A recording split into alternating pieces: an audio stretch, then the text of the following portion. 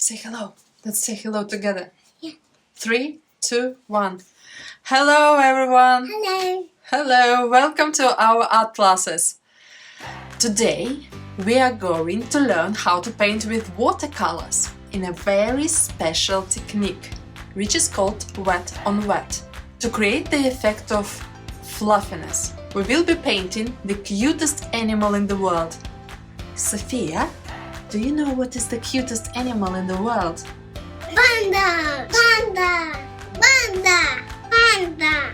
Panda! Panda. Yes, the cutest animal in the world is panda. Pandas are very cute and cuddly. Their fur is very fluffy. We will be creating this illusion of fluffiness and softness with watercolors. It will be very exciting because in this technique you don't control the painting completely. The paint draws everything by itself. You just give it initial impulse and the paint lives its own life. Hope you're getting excited.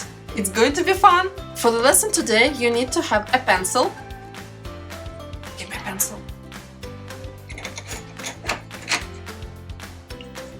An ordinary pencil, a razor, one large brush, one medium brush and one small brush. You can paint with watercolors, but in the lesson today I will be using something which is called liquid watercolor, which more resembles the ink, but the watercolors give the same effect. You need some water, you need to have a container and paper towels. It would be ideal if you have a watercolor paper, but if you don't, ordinary thick paper also should work. Let's get started!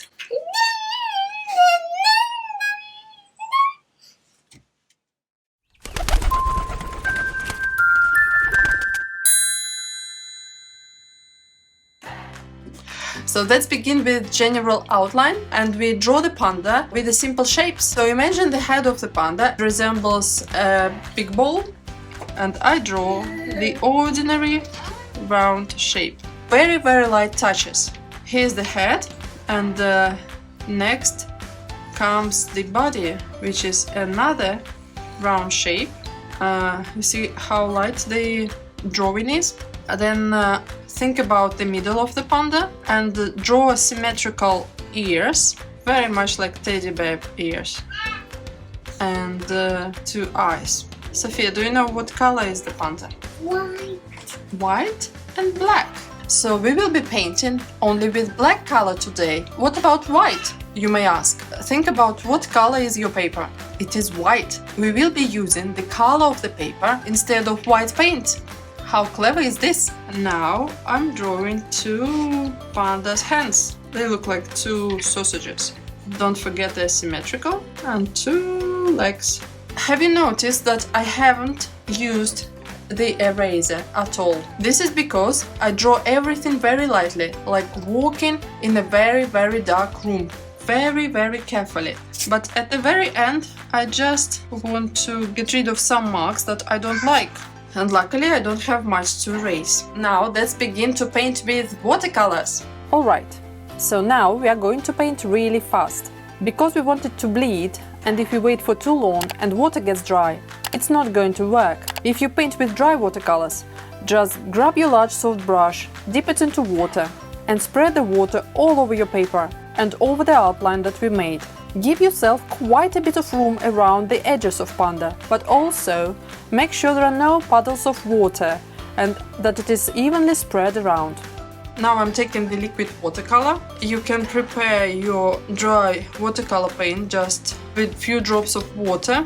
And now I'm taking the medium brush, dip it in the ink, take off the excess of the paint. Now we can start adding paint to the sketch. Let's begin with painting hands of the panda. Because paint expands towards the sides, start from the center of the area and then carefully paint inside the outline. The wet paint will start expanding on the paper, creating this fluffy effect. Now let's move on to the legs. The weather today is quite hot, so the paper gets dry really fast. I'm applying a little bit more water to this area. And then I do pretty much the same, moving from the center towards the edges.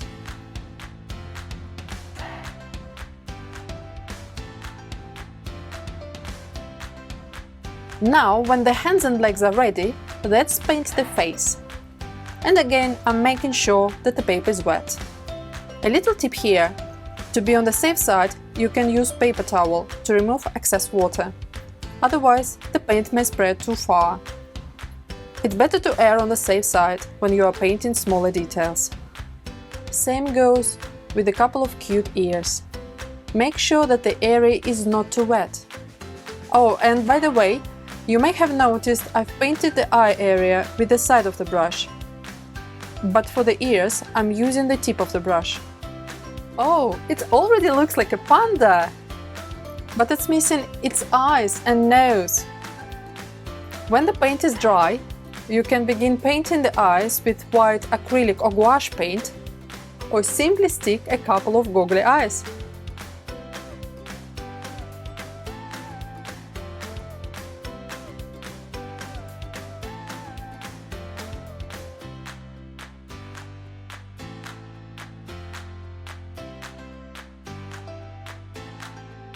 Now we are painting the nose and the mouth with black watercolor paint, but this time the paper is dry.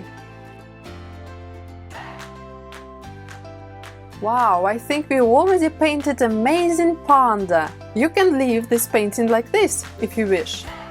But I want to take one more step further and to do something even more exciting. You remember I mentioned earlier about using the white paper instead of white paint. So how are we going to do that? Let's take our large brush again, wet it in the water and go around the edges. Now please take the small brush and take lots of water and very little pigment, and with the tip of the brush draw along the edges. Then with your wet medium brush, using only water, carefully smudge the edges, creating a grey halo around the panda, which will also conveniently add to its fluffiness.